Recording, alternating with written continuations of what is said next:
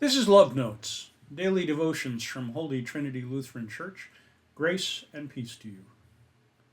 Our text today is Luke, the second chapter, verses 40 through 52. And we find ourselves still involved with the stories of Jesus' childhood. We're told in verse 40 that the child grew and became strong, filled with wisdom, and the favor of God was upon him. First, we assume this because of what we've read before, that this is, in fact, the promised one, the one that's associated as the King of David, the Messiah. But this is also reminiscent of other stories in the Old Testament, specifically stories of Solomon, the son of David, who becomes the king after David. It's reminiscent of the story of Samuel, the great judge and prophet of Israel, who anointed David to be king, and who from an early age served in the temple of the people. So Jesus is placed in the context of those stories. He is like those of old who have delivered the people over and over again. It tells us that every year his parents went to Jerusalem for the festival of the Passover. This was something that every Jew wanted to do. It is a sign of faithfulness to the law. Not everybody could. You had to make it a priority to take the time off work, like we would, and to make the rather long journey. It's a 4 or 5 day walk, depending upon the route that you take. The short route takes you through the land of the Samaritans, which a lot of Jews wanted to avoid. The other route is longer and avoids that. So every year they took this 4 to 5 day walk and went to Jerusalem.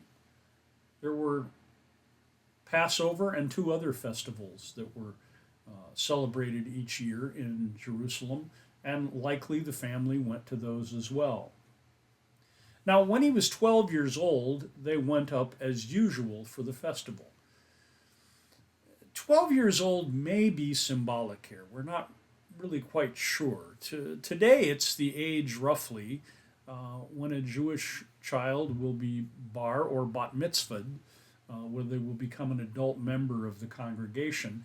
That tradition has not started this far back yet, but there still may be a sense when that was an age when you were starting to live into being an adult. And so that may be the background for why this trip to Jerusalem was a little different, apparently, than those before.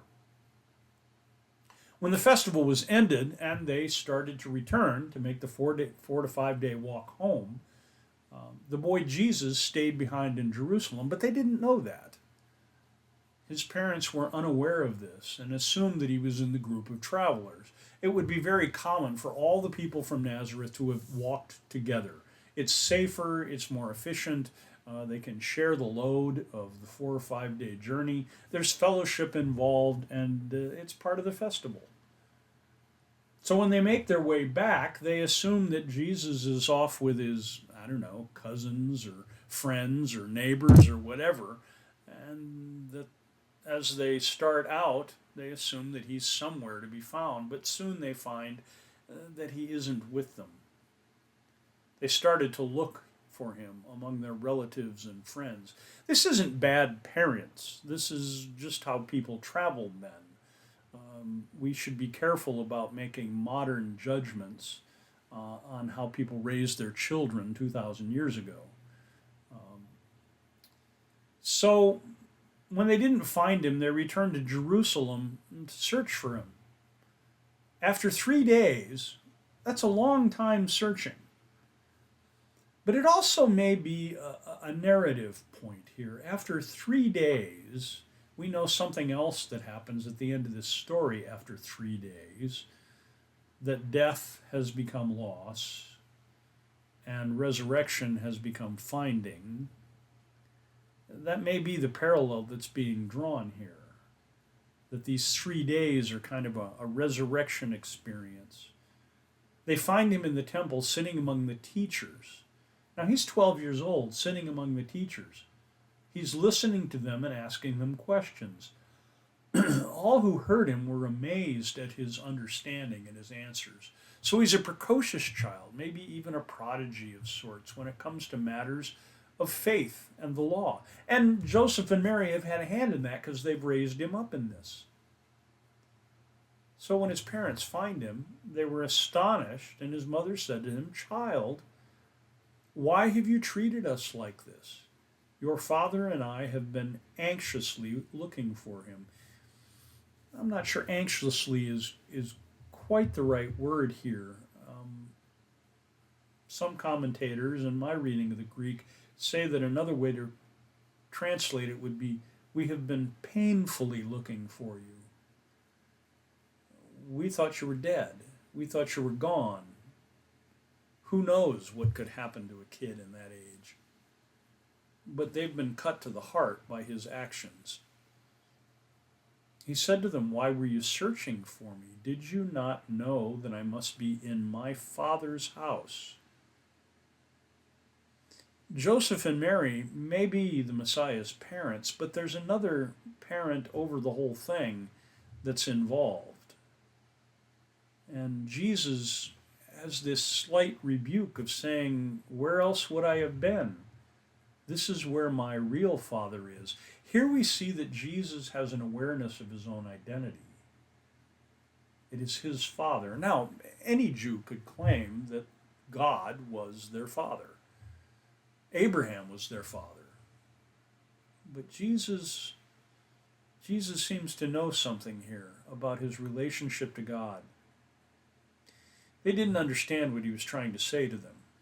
So he went down with them and came to Nazareth, and he was obedient to them. And his mother treasured all these things in her heart. Again, treasured might be a little too romanticized here. I would tend to translate this as maintained. She held these things in her heart. Treasuring seems to say, "Oh, that's such a fond memory," but it's a memory of pain. So she hangs on to it. I'm not sure how much she treasures it. And then it refrains a little bit at the beginning of the passage, and Jesus increased in wisdom and in years and in divine and human favor. Again, this is reminiscent of Samuel and Moses as they grow up. Jesus is being raised as a faithful Jew, and now he's come to be aware of his relationship with God, and maybe so have his parents. Things are not going to be the same with this child as they are with any other children they have. Here we have Jesus starting to grow into his authority as a teacher, because all of the teachers who've been highly trained and schooled all their lives, they went to seminary and got their degrees on the walls, well, they're amazed by him. And he's only 12. There is something about this Jesus that we should pay attention to. And maybe that's the biggest lesson from this today. There is something about this Jesus, and we should pay attention to him. Amen.